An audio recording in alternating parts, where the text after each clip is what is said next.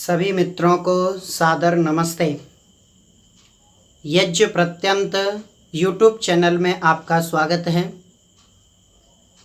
मैं आचार्य दीपक शास्त्री आपके बीच में प्रमुख विषय लेकर के पुनः उपस्थित हूँ। आज का मेरा विषय है भारतवर्ष की दुर्दशा के कारण। आज जिस भारतवर्ष को हम देख रहे हैं,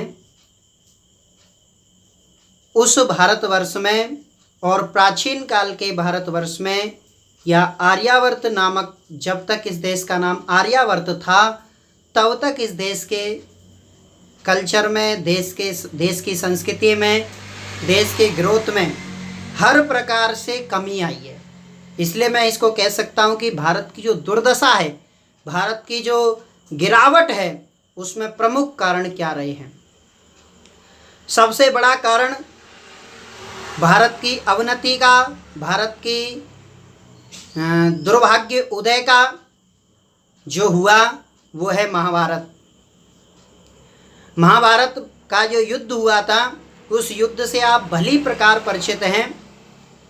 बहुत अच्छे प्रकार से आप जानते हैं कि जिस युद्ध में संपूर्ण आर्यावर्त नहीं, आर्यावर्त के मांडलिक जो राजा थे, आर्यावर्त के अधीन जो राजा थे, उन राजाओं ने भी भाग लिया था।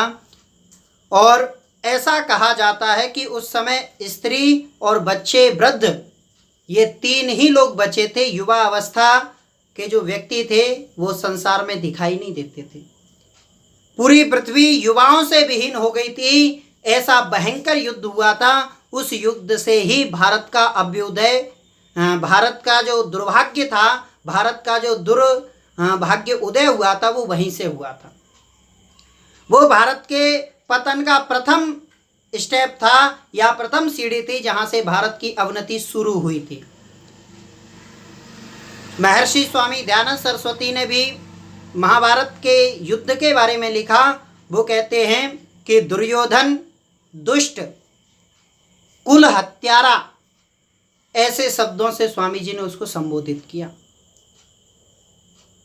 उसके अधर्म के चलने की अधर्म का जो रास्ता उसने अपनाया था, उसके कारण पूरे भारतवर्ष को एक बहुत बड़ी तबाही देखने को मिली। और उसी व्यक्ति के अधर्म अपनाने की वजह से आज भारत की ये दुर्दशा भी है। और पता नहीं आर्यों का ये भाग्य उदय पता नहीं कब होगा, कब तक ये आर्य लोग इस पीड़ा से या इस पतन की तरफ पता नहीं कब तक बढ़ते जाएंगे। ये ऋषि ने लिखा। ऋषि का दर्द इस बात में निश्चित रूप से झलक रहा है कि इस आर्यावर्त का जो उदय पतन था वो वहां से प्रारंभ हो गया था।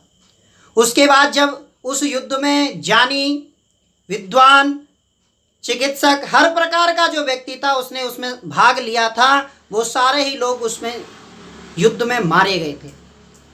उसके बाद जहां जिस व्यक्ति का थोड़ा सा साम्राज्य था, थोड़ा सा प्रभुत्व था, उसने वहां का अपना राज्य स्थापित किया और उस वहां का राजा बन बैठा।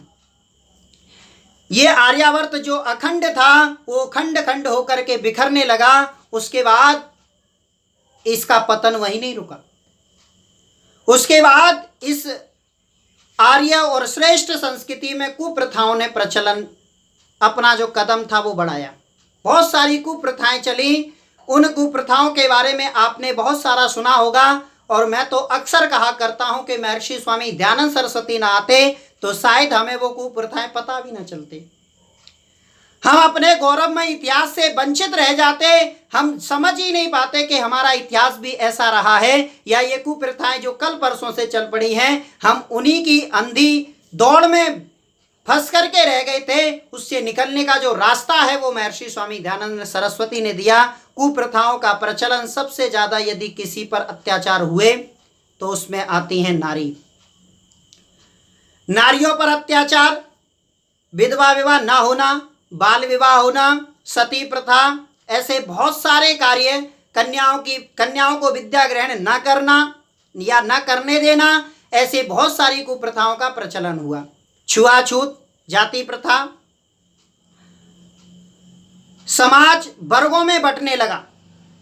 जो वर्ण व्यवस्था जन्मना होती थी वो जाति ने ले ली, वो जन्मना हो गई। अब जो ब्राह्मण के घर में बच्चा पैदा हुआ है वो ब्राह्मण ही होगा, चाहे पढ़े लिखे चाहे ना पढ़े। और शूद्र के घर में बच्चा पैदा होने वाला, चाहे कितना ही बड़ा व्यक्ति, कितना ही विद्वान, कितना ही पुरुषार्थी, कितना ही श्रेष्ठ क्यों ना बन जाए, वो शूद्र ही रहेगा। ये जो व्यवस्था बनाई समाज में, ये भी बहुत बड़ा पतन का कारण है। जो वर्ण व्यवस्था आर्यों की बहुत श्रेष्ठ और अच्छी व्यवस्थित रूप से चल रही थी, कि जिस वेद में नारा दिया गया था, जायते इति स शूद्रा, जन्म से सब लोग कैसे हैं, शूद्र हैं। कर्म से ही वो श्रेष्ठ होते थे। एक ब्राह्मण का बच्चा बिगर पढ़ा लिखा शूद्र बन जाता था, और एक शूद्र के घर में पैदा हुआ बच्चा पढ़ लिख करके ब्राह्मण बन जाता था। ये एक श्रेष्ठ व्यवस्था आर्यों ने चला रखी थी, जो आर्यों ने स्वयं नहीं चलाई थी, परमपिता परमात्मा का आदेश था। आपने भी सुना होगा कि संसार की सबसे प्राचीन पुस्तक यदि कोई है तो वो है वेद।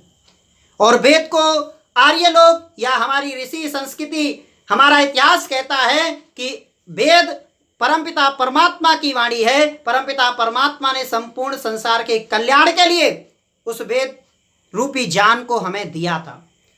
उसमें ही कहा गया है कि संसार में जो वर्ण व्यवस्था है वो बड़ी सुदृढ़ रूप से चल रही थी, लेकिन आर्यों के आलस्य की वजह से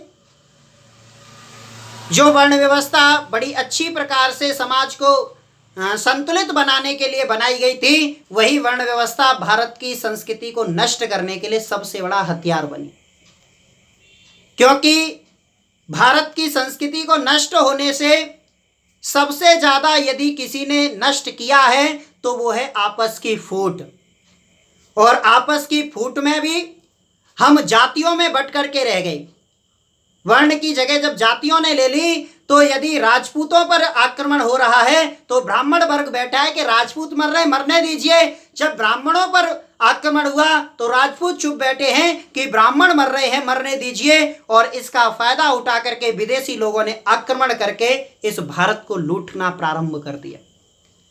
इतना सब कुछ होने के बाद भी, इतने विद्वान, इतना बड़ा तबाही होने के बाद भी, महाभारत जैसा युद्ध होने के बाद भी हमारा देश सोने की चिड़िया था। क्योंकि इस देश की मिट्टी, इस देश की उपजाऊ जो जमीन थी, जो सोना उगलती थी, यहाँ के बहुत महंगे वन, औषधि युक्त वन, उन वनों से इस भारत की समृद्धि बनी हुई थी। पारस नाम का जो पत्थर शास्त्रों में पढ़ा जाता है, सुना जाता है, उसके लिए महर्षि स्वामी दयानंद सरस्वती कहते हैं कि पारस नाम का जो पत्थर है या उसकी जो कहानी पढ़ी जाती है वो तो पता नहीं सत्य है या असत्य है, लेकिन ये भारत वास्तव में पारस रूपी पत्थर है, जिससे विदेशी दरिद्र छुप करके, विदेशी दरिद्र इसके संपर्क में आकर के आज रईस बन गए हैं। और बदलाव कितना आया है, भारत की दुर्दशा का बदलाव, भारत की दुर्दशा का एक उदाहरण मैं आपको देता हूं कि कितना समृद्धशाली हमारा देश हुआ करता था और आज किस स्थिति पर हम पहुंच चुके हैं। प्राचीन काल में जब भारत के इतर, आर्यावर्त के इतर जब कोई बालक पैदा होता था, जन्म लेता था, तो उसका एक सपना हुआ करता था कि वो एक बार भारतवर्ष के दर्शन कर ले, भारतवर्ष में भ्रमण कर ले तो उसका जीवन सफल हो जाएगा। इस प्रकार की सोच भारत के इतर सभी देशों में पैदा होने वाले बच्चे की हुआ करती थी। और आज भारतवर्ष में जन्मे हुए बच्चे का सबसे बड़ा सपना होता है कि वो भारत से बाहर जाकर के कार्य कर सके, भारत को छोड़ करके विदेश में जाकर के कार्य कर सके, जिससे कि वो और ज्यादा पैसा कमा सकता है।